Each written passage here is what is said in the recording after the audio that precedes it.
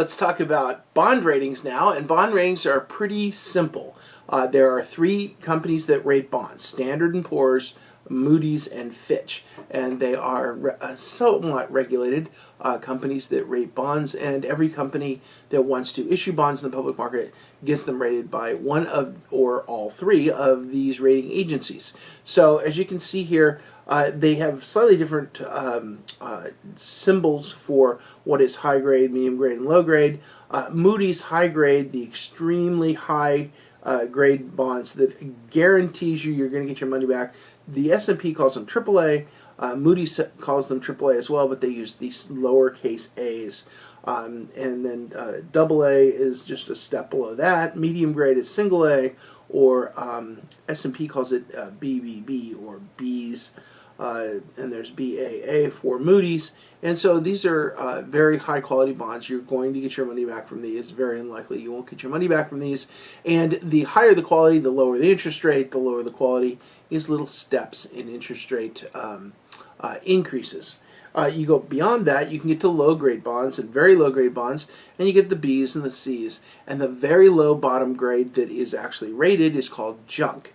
And junk means you're probably not going to get your money back, but it also pays the highest level of interest. So junk trades a lot like stocks, in that if the economy is going bad, then junk bonds are going to go bad too, and that's a problem. So junk bonds are very high interest paying bonds compared to all the others.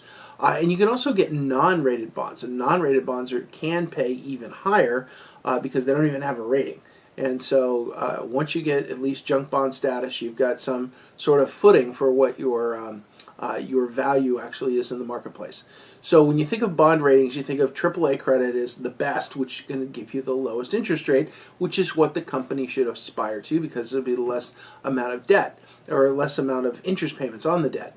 And then it just steps down depending on how financially viable the organization is, and so on. And a lot of people love junk bonds. They think that it's great to take the risk, and that most times junk bonds don't have a problem at all. Going beyond bond ratings, there are different types of bonds. So when we think of bonds, they're not just corporate bonds. There are government bonds, there's federal bonds, there's state bonds, and then there's municipal bonds or local bonds. So you've got lots of different tiers of government bonds. In addition to that, we have what's called zero coupon bonds. Now, zero coupon bonds means they don't make you payments in the every 6 months. What they do is they sell them at a discount. So instead of paying $1,000, lending $1,000 and getting interest all the time and getting your money back, $1,000 back at the end, you lend them less up front because all those interest payments have been discounted in. And so for your $1,000 bond, for example, you would only invest $750. You would not get an interest payment, and then at the end you would get your $1,000 back. And so instead of giving them $1,000 up front, you can give them less money up front, but the increase in value over time is like an interest payment. In fact, if it's a taxable bond, you have to pay gains on that increase in value. And then they have floating rate bonds, so the bonds can adjust. As we know, adjustable rate mortgage is an interest rate that adjusts, and they certainly have corporate bonds that do the same thing. So we've got one caveat with government bonds. There's several types, and then we'll talk about one caveat. One type of government bond is a treasury security. Treasuries, federal government bonds, are cut into three different names. They're all the same because they've lent money to our federal government, the United States federal government, and they have treasury bills, treasury notes, and treasury bonds. So if it's less than a year, they call it a treasury bill. If it's 2 to 5 or 2 to 10 years, I think, it's a treasury note, and over 10 years, it's a treasury bond. The 10-year bond up to 10 years is a note, and up to a year is a bill. Now, they're all loans to the federal government, so don't get confused with three different names. And of course, state governments have municipal securities, and so they issue all kinds of things from waterworks bills and school bonds and so on, and just regular general fund bonds from the state. And this has tax implications. So one of the tax implications is to figure out the taxable bond versus non-taxable bond so you can decide which one you're going to buy. So the example here says a taxable bond has 8% and a municipal bond has a yield of 6%. If you're in a 40% tax bracket, which would you prefer? Well, what you do is you discount the 8% bond back to the after-tax rate. So 1 minus the 40% tax bracket means you would only be getting 4.8% on your 8% bond after tax. So you just take the taxes off the 8% or taxable bond to figure out what its taxable income, after tax income, would be to you.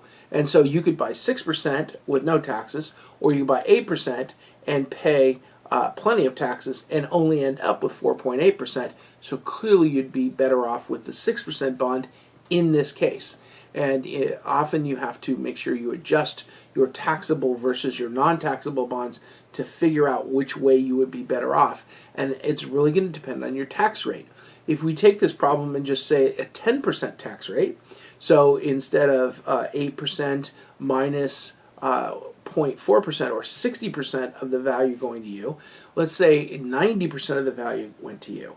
So instead of 1 minus 0.4, it was 1 minus 0.1, which would be 90%. 90% of 8%, 9 times 8 is 72, so it would be 7.2%. So you would be better off in the 10% tax bracket with the taxable bond. In the 40% tax bracket, you would be better off with the non-taxable bond. So non-taxable bonds are very attractive to people in high tax brackets. So you can see why municipals and so on are held by people with very large amounts of taxes, not necessarily because they want to loan money to a particular institution, but because the after-tax consequences, because of their tax rate, is important to them. It's going to make a bigger influence to them. So we've talked a little bit about different types of bonds, the bond ratings, and so on.